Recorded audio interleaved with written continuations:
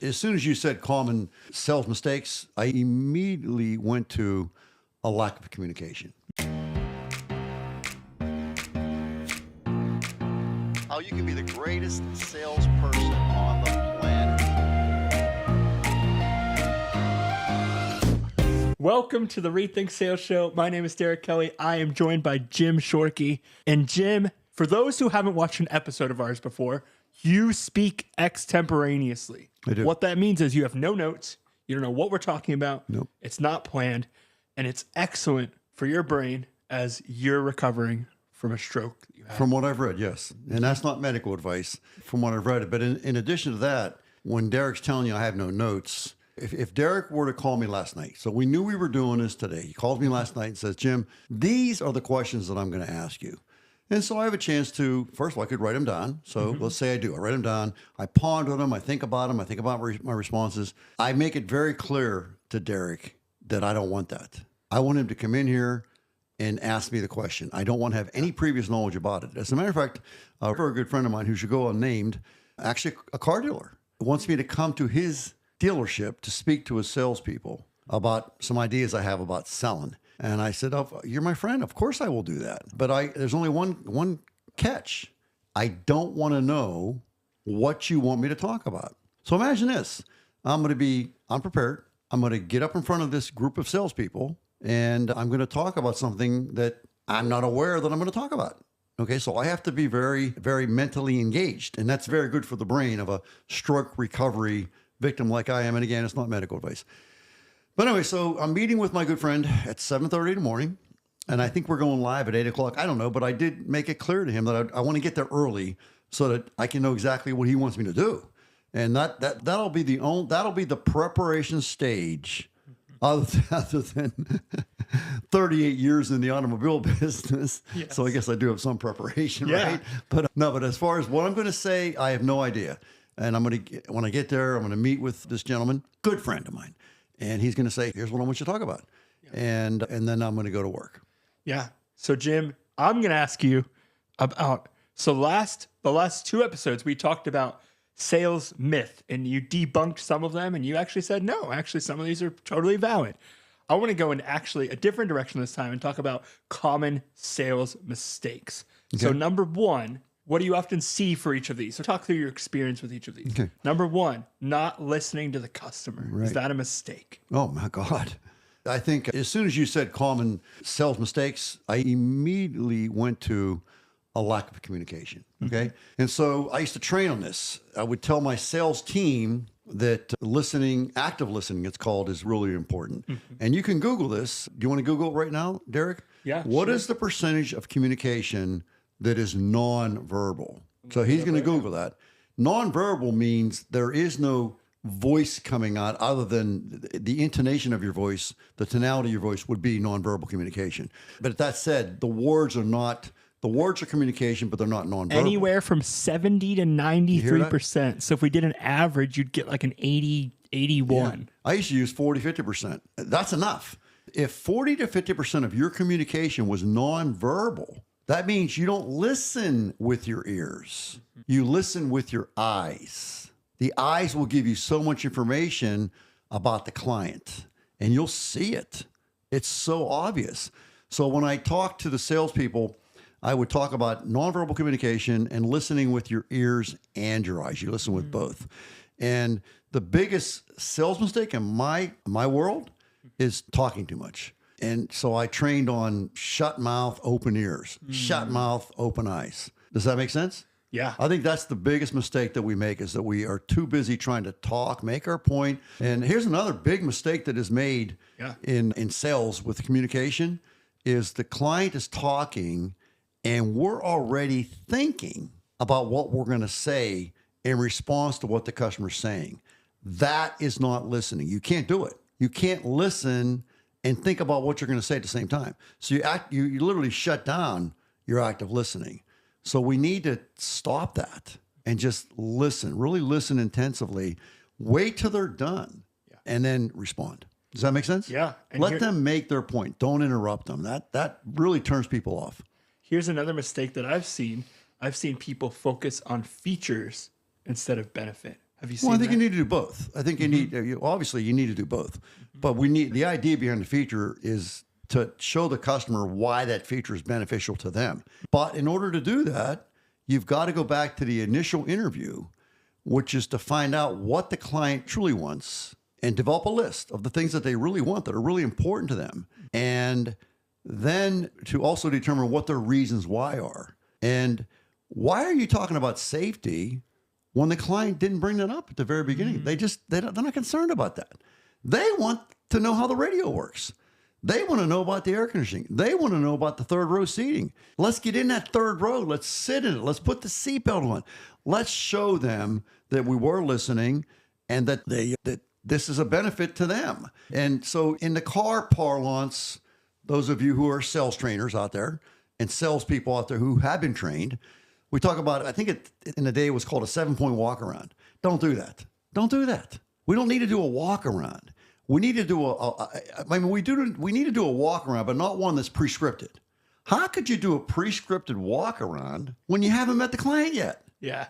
Don't do that. That is a huge mistake. Let's figure out what the client wants specifically, why they want it specifically, and then let's do a walk around that pertains to them. Your walk around that you learn from whomever, I'm not going to name names, it's BS. It's not good. And it turns people off, quite frankly. Yeah. Does that make sense? Yeah. I don't want to do a prescriptive walk around. Nonsense. Let's talk to the client. Yeah. They don't care about the motor. They've made it very clear. But we are supposed to do a hood and trunk presentation. That's what we're trained on. They don't care about the motor. Like, it's almost like, does it start? Does it run? What's the gas mileage? Okay, I'm good. I want to talk about the radio. You see what I'm saying? Yeah. Why are you opening the hood? Just open the hood. There's the motor. There's what that's pretty cool, right? Pretty neat.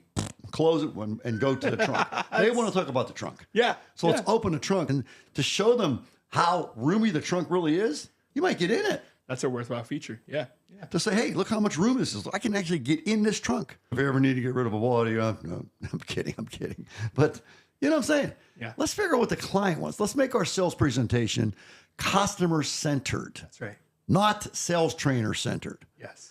All right. Common mistake number 3 of 5 is poorly qualifying the lead. What I mean by that is you're just not getting enough information about the person to actually know how to serve them. Yeah, I think we've covered that enough. My approach to qualifying is my first thing I do is I want to make sure that I capture the client's name because I'm not real good at remembering names. Yeah. So as a way, it's almost like an icebreaker. Let's role play with it right now. So Derek, you walk into Sherman, I introduce myself. Hi, Derek. My name's Jim Shorkey. And I don't know Derek. Hi, my name's Jim Shorkey. Your name? Hey, my name's Derek Kelly. Nice to meet you, Jim. Oh, it's great. Hey, Derek, can I ask you for a favor? Would you mind if I wrote your name down? I tend to forget names. I don't want to forget your name. So it's Derek, Derek, Kelly, Kely. Yep. Kely. Yes. Great. Okay, and here's my business card. Thank you. Okay, so now you got my name. Right now, and I want to make sure, double sure, that we don't waste your time. Yeah. That's very important to me, to not waste your time. I feel so cared for already, Jim. So what I'd like to do, if it's okay with you, with your permission, I'd like to spend 5 minutes, no more than 5 minutes, to ask you some questions that I have to help me pick out the right car for you today. Yeah. And I want to be clear about this. We have literally 500 cars on the lot. And if I take a minute to show you each one, that's 500 minutes. Do you realize that's 8 hours? You don't want to spend 8 hours a day looking at cars, do you? No. And if we spend a minute looking at one car, that's not a lot of time. No. So what I like to do is to figure out which one or 10 would be the best ones to look at. Yeah. And in order to do that, I need to ask you a few questions. It takes no more than 5 to 10 minutes. Absolutely. Let's do it. Okay. All right. So in this process that we call car, meaning buying the car, owning the car, driving the car, down the road, 10 years, whatever long you're going to keep the car, in this whole process, and again, buying, owning, driving, what is most important to you relative to your car relationship? I would say for me, third row seating is important because I have quite a few kids. I have 3, right? Isn't that wonderful? So that's important to me, right? Being able to fit everybody. And once in a while, they have a friend come along. And so want to be able to. You mind if I ask what your children's names are? Yeah. So Josiah is 7. Mirabelle is 5. And then Ariel is 2. Mind if I write those down? Yeah. Again, terrible on names. Yeah. And I'm going to repeat those names right now. Yep. Maribel, Josiah. Ario. Yep. Forgetting that one. Okay. And all right, wonderful. That's lovely. That is so lovely. I'm so happy to hear that. Yeah. What is next most important to you? I would say drivability, like in terms of I want it to turn tight. I don't want it to feel like I'm going all over the road while I'm driving. I want to, when I see roads in this, as it gets in Pennsylvania, I want to make sure we can be safe. And Okay. As a way of translating that and describing that in more detail, would you say like tight drivability? You know, good handling, tight handling, tight braking, good acceleration. Yeah. So drivability would involve truly the best possible driving feel. Yeah. I want to feel safe while on the road. Okay. Right. Drivability. Okay. What's next most important to you? I guess any just extra safety features like a backup camera, blind spot monitoring, parking assist, lane assist, those types of technology features would be probably fourth on my list. Okay. So I'm writing all this stuff down, by the way. And what is next most important to you? I would say after that, really, I mean, it's not a high priority, probably low priority to me, but just extra features like a sunroof or... If possible. Yeah. Okay. Got it. What's next most important to you? I'd say lastly, leather interior is pretty important because we have kids and they spill stuff. And so we've had cloth seating before and I don't mind it, but you spill 1 cup of milk on it and it's kind of like getting this out. But leather seating, you just wipe it off. And it seems like from what I'm going to put the leather down here, Derek, but it seems like everything is revolving around the family is what I'm hearing. Am I saying that correctly? Yeah, that's right. Okay. And I didn't write anything down. If I did, I would, because I have to capture this. Okay. This is because I'm on stage and I'm trying to be attentive and active listening. And so I tend to gap out on them. I remember some of the things you said, but so if you wouldn't mind just repeating, because I'm going to give you the next phase of this qualifying. Yeah. So let's see. We had safety, we had drivability. We had let's go one at a time. Third row seating. Because I have it written down. Okay, that's what I'm saying. So I see it. I'm not going to ask you again. So this is not part of the plan. Derek, you mentioned as your number one priority is safety. Beyond the obvious, why is safety so important to you? My children and protecting other people on the road, right? I don't want to cause an accident to any of my kids or my wife or my family or myself, but I also don't want to harm another person because then insurance claims and liabilities and court and I don't want to get into all that. So probably a lot of it is safety of the children, but also avoiding accidents, right? Yes, which is also safety for them and for you and for the other people on the road. Yeah, lovely. You mentioned drivability. Beyond the obvious, why is drivability so important to you? I would say honestly, just because I don't really want to have any accidents. I had one where I slid off the road one time, and if the car we had was a little bit maybe more all-wheel drive or had some better drivability features, it probably would have kept us more safe. And so that's the only accident I've ever had, but would rather not repeat it. So. Right. Now, do you enjoy driving? Yeah, I do. And what do you like about driving the most? I just enjoy, back to my family again, usually. Watch what's happening here. See, I'm taking Derek off, we're done. I'm taking him off logic into emotion. Yep. And I'm capturing this. Yeah. So I do have a notepad, which I don't clearly have, but if I would, and probably we should do that maybe next time we do this, because we've done this a couple times. Yeah. But I have to capture it. Yeah. So I'm going to capture that, and now I have my list, okay? And I'm going to use that list very graphically and very detailed list to bring the car's features to Derek. So he wants to talk about safety. Should I be talking about the motor, really? I didn't mention it once. Should I be talking about it? This is where we make our mistakes, sales trainers. We're teaching how to do a proper engine presentation. He doesn't care about that. And all you're doing is boring him or her. No, he wants to talk about safety. How many times does he need to talk about his children to where the light bulb goes off? We should focus on the children. Do you notice what I did? I know their names. So watch how I do this. So I pull, let's assume it's going to be an SUV or a van. What are we pulling up? A van. Okay, so we pull a van up and I say, Derek, tell me this. Where is Ariel going to sit in this van? Definitely in the center, right? Because they say that's usually the safest spot. See what I just did? I'm going to crush this guy, and I mean that kindly. There's no question. Okay, and where is Josiah going to sit? He's the oldest, so he's probably going to sit on one of the sides, maybe in the back third row, just because. So Josiah in the picture, don't I? Yep. Okay, and Mirabelle, where's Mirabelle going to sit? Probably on the other side, right? On the other side of the back or the middle seat? Probably the middle would. I don't know. I guess it just depends on whatever's safest. Right. What I'm doing here is I'm getting him emotionally involved in the discussion. And so Derek was asking me about qualifying. So now you know how I qualify the client, excuse me. And then I'm going to bring the vehicle and its features into his life and show him how this vehicle is going to provide value to his life. And how can I teach that as a process? I cannot. Yeah. Because I don't know Derek. He's not even here yet. Right. What I can teach my salespeople how to do a proper meet, hi, and greet, capture the name, make sure. Because by the way, if we talk about making the client comfortable, what do you think happens to the client when he can't remember your name? Did you ever think about this, salespeople? Yeah. This is really important. I've been there before, Jim. If you don't give the client your business card, they are going to forget your name. And they're going to be trying to think about what your name is. Oh, while Daryl, answering your questions. Donnie, Daryl, I know it's D. And now I'm trying to answer questions, trying to think about what his name is. And my armpits are dripping. I'm not exaggerating. Yeah. This is fact. Yeah. And so I'm in a little bit of a modified panic scene as a client, and my brain shuts down. Yeah. Because I don't like not remembering his name. So I could say, you know what, I forgot your name. What's your name again?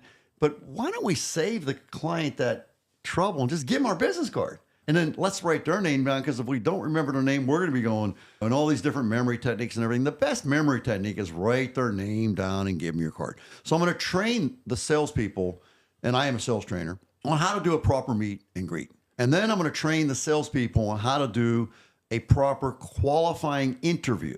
And I'm not really a big fan of the qualifying. I don't like that word. I want to do an interview centered around wants and needs and reasons why. So I'm going to do that.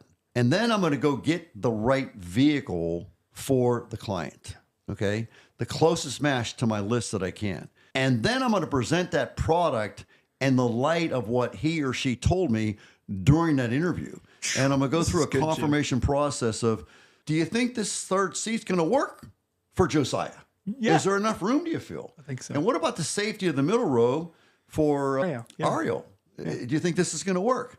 Have I satisfied that need, do you think? Yeah. And we talked about the airbag and how that works. And we talked about the anti-lock braking system. We talked about the backup camera, which this car does have. And we're going through all the stuff that he mentioned, that Derek mentioned. And so I keep going over the list and going over the list and keep confirming and reaffirming and et cetera. And so when we're all said and done, I can now say to Derek, I can ask Derek one more question. Derek, when you come in, here's what you told me. This is I'm going to go over the list right now. I'm at the car. Derek, is there anything else that you thought of in the meantime that's really important to you that you left off the list? I can't think of a single thing, Jim. So we've covered the list.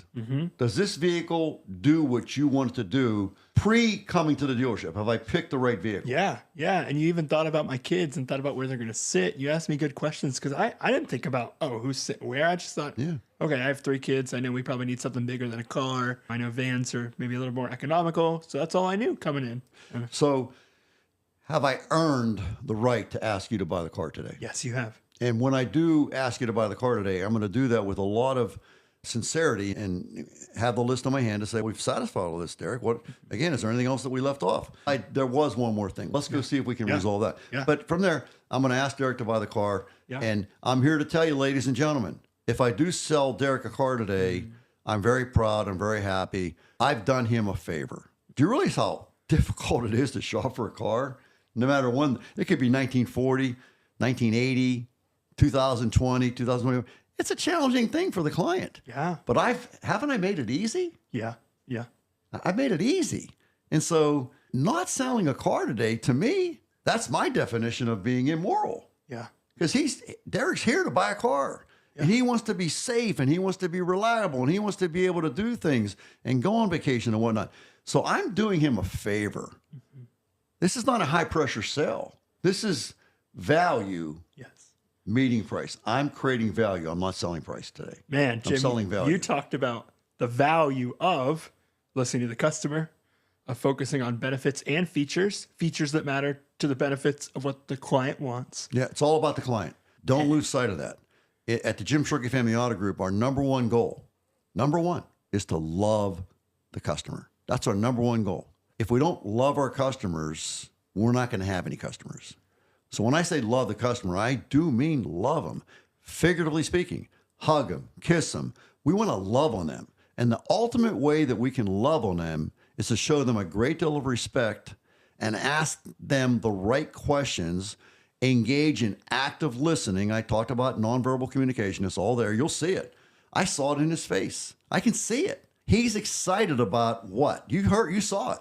Derek is excited about one thing the most out of everything we talked about. He's excited about his family and primarily his children. That's what turns this customer on, this client on, is his children. Wouldn't it be smart as salespeople for us to find that out? Wouldn't it be smart as sales trainers to train our people on this idea versus the 7-point, 14-point, 27-point, whatever? Let's do it the client's way. And with that said, how could we possibly train on a walk-around when if we have 100 clients, there's going to be 100 different walk-arounds, certainly 50, because every single person has a different idea of what they want and need in a car, and their reasons why that make them emotional are going to vary from client to client. Yeah. So I want to train the salespeople, male and female, on how to communicate properly. Yeah. We listen with our eyes and we listen with our ears. And by the way, when we ask the customer permission to take notes, what are we really saying to the client? Let's see if you can answer this. This is extemporaneous, but I'm going to put you on the spot. When I say, would you mind if I wrote this down, Derek? And sure. And I start taking notes. What am I showing the client? You're showing them that you care, that you want exactly. to help them. And what kind of communication is that? That's nonverbal communication. Exactly. So I'm using nonverbal communication to make the point that I care. To make the point that the number one goal, I have a massive chill right now. I do. Pause. The number one goal of the Jim Shorkey Family Auto Group is to love the customer. That's the number one goal. Nothing else is in front of that one. Love the customer. And I'll leave it at that. Yeah. Guys, I have more questions for Jim on the next episode about other common sales mistakes. Guys, again, gang, 90% of you who watch this channel aren't subscribed. So please do us a favor, subscribe to the channel for the second part of this episode. And just like this content. When we get likes on Facebook and YouTube and the other platforms that you're seeing this on, it helps the algorithm say, hey, show this to other people. And I know so many of you, we just had a gentleman the other day say, hey, I love your podcast. It is raw. It is informative. And it is raw. But you forgot one detail. You didn't tell them how much it costs to subscribe to the channel. Nothing. You didn't tell them how much it costs to say they like it. Nothing. You didn't tell them how much it costs to say, to leave a comment. Nothing. And if you're looking at the larger good, the bigger good, world issues, when you do like, comment, and subscribe, we are manipulating the algorithm. And what happens is YouTube or Facebook or whatever the platform is, they will show this to more people. What's going to happen with that in mind? Who is going to be impacted? And what are they going to do with this information? But is there a person out there that's going to watch this message today, tomorrow, a year from today, tomorrow, that's going to say, this is life-changing? Yeah. This is life-changing. And we've heard that time and time. And because of this, I'm making changes in my sales because it's the same things that made me a success in the automobile business, those same things are going to make me successful in my stroke recovery. Yes. It's all the same. It's about disciplines. So you don't know how this is going to impact going forward. So if you could please comment and